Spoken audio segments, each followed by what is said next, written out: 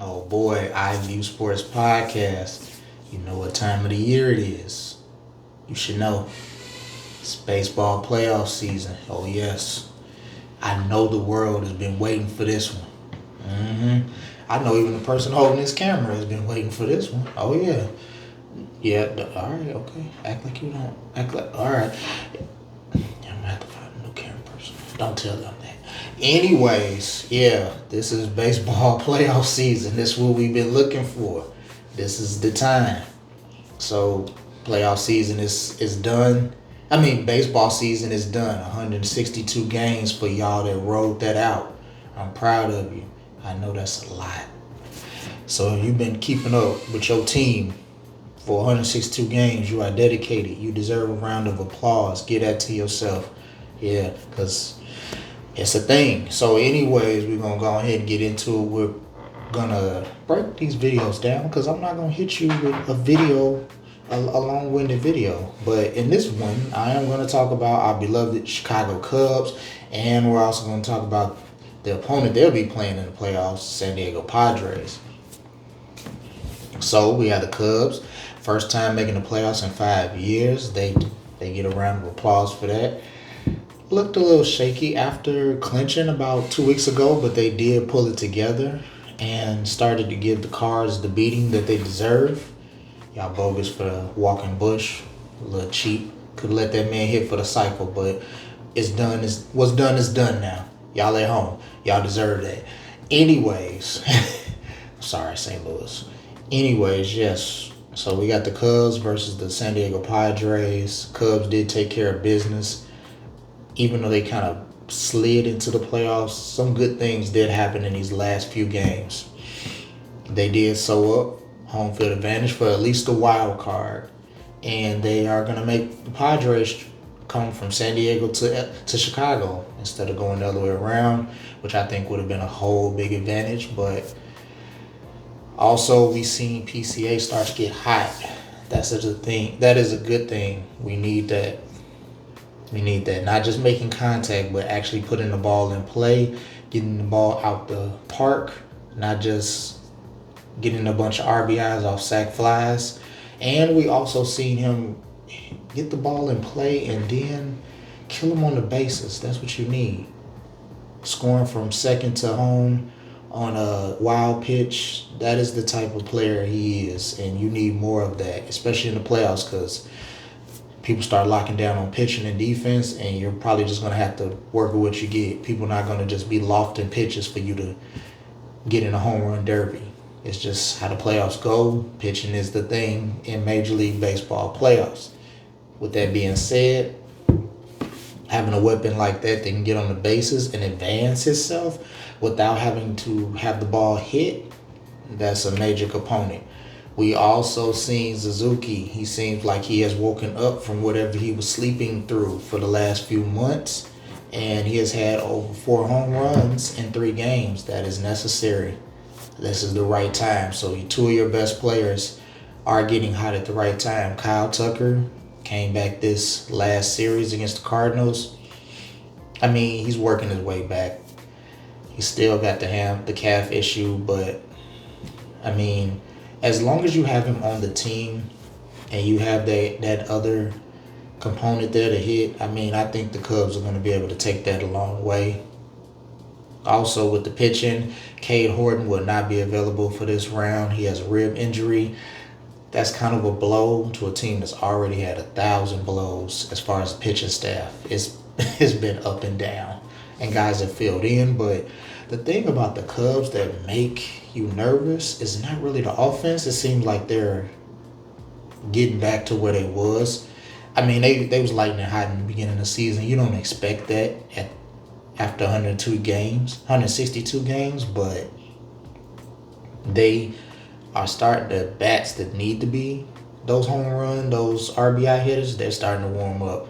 Bush looks like he's then lost his mind. Leadoff hitter, 34 home runs. Who don't want that? Hap is still Hap, my man. Let me talk to you real quick. I know you streaky.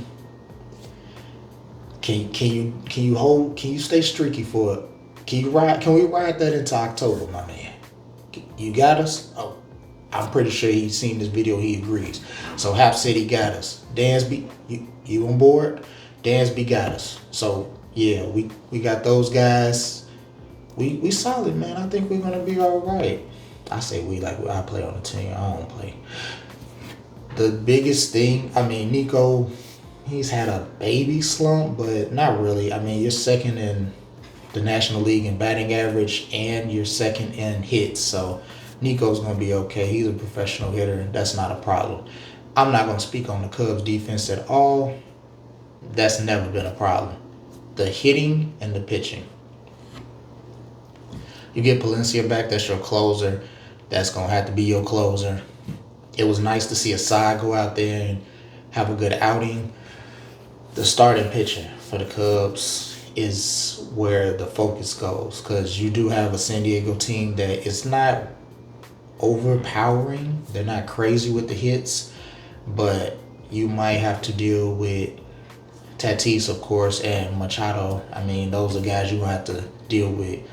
And this is a team, they've been battling with the Dodgers, and they know how to deal with a high power offense, which is, I'm not saying the Cubs and the Dodgers have the same offense, but they're used to battling high power, consistent offenses, or guys that have multiple 20, 30 home run hitters on their team. So none of that is going to scare the Padres. They're a young team. They have talent over there. They're not world class with the pitching. I mean, Darvish seems like he's slowing down. They don't have that ace.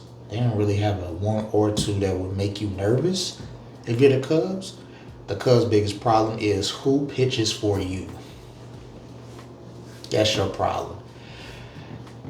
And Imnaga, he's been getting lit up a little bit. These home runs starting to get a little wild. I mean, yes, he can't stay in there that much in the game if he's getting lit up in the beginning, but it's been happening a little bit more. Boyd seems to be coming down off of his high season. This is the first season that he hasn't pitched as much in the last 3 years. So he might be running on fumes.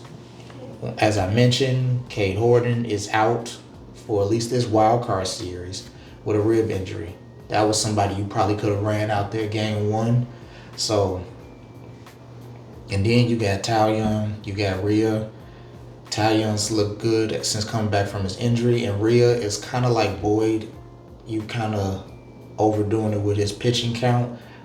That's not somebody you were seeing in game one, of course, but and then you got a side who can fill in. I don't know where you go from this. You're gonna have to trust Imnaga. You're gonna have to trust Boyd. That's gonna have to be your 1 and 2. And you're going to have to go from there. You're going to have to use Wicks and Assad and Rhea. Some of these guys, you're going to have to use them as a bridge. Like, tell Imnaga and Boyd, hey, I need 5 innings from you. That's going to have to be what it is. If you can do 7, that would be great. Who would turn that down? But, yeah, you're going to need at least 5 solid innings. Hopefully the Cubs get wild like they've been going, and the offense just makes it not so tight. The bullpen is really not the problem. It's just who is going to start this game for you and how efficient are they going to be. When your 2 best pitchers have been struggling recently, that's a problem. I mean, statistically, I'm not going to go up and down. These teams are too far from each other. It's just really going to come down to pitching. But I guess that's the thing for every baseball series is pitching. With the Cubs, I think that this is the right time for their star players to start hitting the ball. I mean, we've been fussing about a slump for months for a lot of these guys, but I guess if you're going to do it, this is the time to break out of it. Going right into a playoff series, this is the time. It's just the pitching. Boyd, he probably needs another week off, unfortunately. I mean, he's pitched more than this year than the last 3 years. I mean, he's running on fumes. And hopefully that somewhere in there, he can give you 5. I know that's real low for a starting pitcher, especially in a playoff game, and he's an all-star, but I mean, arm usage, what can you do? So I think him and Imnaga, they're gonna have to go. Imnaga, you might have to go with him. Hopefully, I don't know. He's when he's on, it's on, and even when he's on, there's usually a hit or a home run that gets loose in there, and he can rack up Ks like that. It's nothing to him, but 7, 8 Ks, and it's still a home run or two in that game. And it's just like always, it's like almost perfect, but that home run, you don't want that to go, because they are playing in Chicago, and depending on how the wind blows, that's how that can go for you. Who do I think will win this series? I don't want to be biased. I don't really know what the Padres have that would make them a clear favorite over the Cubs. I think the Padres are battle tested. They have players on there that are solid. I mean, Tatis Jr. is one of the best players in baseball. I mean, Jackson, you really can't. I mean, he's still working his way, but Machado has been around forever, it seems like, and he's battle tested. But there's nobody really on their pitching starting that would make you nervous. Now, the bullpen, they lead the league in saves, so. But the key to that is to beat them up so bad that, the bullpen doesn't matter. Because if we run up the score, then you're putting guys in just to put them in, not really putting them in relief. Cubs, you're going to have to probably offense your way through this, because too many question marks with the starting pitching. I would love to say Naga or Boyd is going to go out there and give you 2 solid games, I would hope. But you do have some pitchers that seem to be getting healthy and seem to be okay. And then if you can split one of those, I believe you'll be in good shape. And Tao Young, he's probably going to be your game 3. I mean, you could do a lot worse. I mean, he seems pretty solid since he come back from his injury. So if not, you got Asai, you got Wicks, you got some of these guys that's been pretty good in the bullpen. I think you can hold them off. Of course, I would want the Cubs to win. I mean, but I don't think San Diego's going to go down without a fight. Now, if San Diego gets swept, that'd be wild. I don't see that, but I do see the Cubs winning this series 2-1. I think the bats are getting hot at the right time. Halfway decent pitching. I don't think you need world-class pitching. I think Boyd and Imnag can give you 5. What kind of 5 innings? Based off the last few starts, hopefully not that. Somewhere in the middle. 5, 6 Ks, hold them off 2 or 3 runs. I think the Cubs can manage more than 2, 3 runs in this playoff series at home. I think the crowd is going to carry them, and I don't think they're going to go out and lay down a stinker. I don't believe that's going to happen. They're not playing the Reds, so that's a good thing. They struggle against the Reds. The Reds on the other side of the bracket, so hopefully they don't have to see them. But San Diego, it's been so long since they played them, so these are 2 different teams, of course, but I'm going to go with the Cubs 2-1. Cubs don't make me look bad. I appreciate that. Don't have me out here picking y'all and y'all make me look bad. So, yeah, 2-1 in the series. I believe the Cubs are going to handle that. Does San Diego put up a fight? Yeah. San Diego's not a bum team, but I don't think they have the pitching to shut down what the Cubs offense is going to do. I'm not saying the Cubs are world beaters in offense, but they got better offense, I believe, than the Padres. That's my pick. So hopefully Cubs don't make me look bad and I look like I know what I'm talking about in these videos. I appreciate y'all for watching. I will catch you on the next one.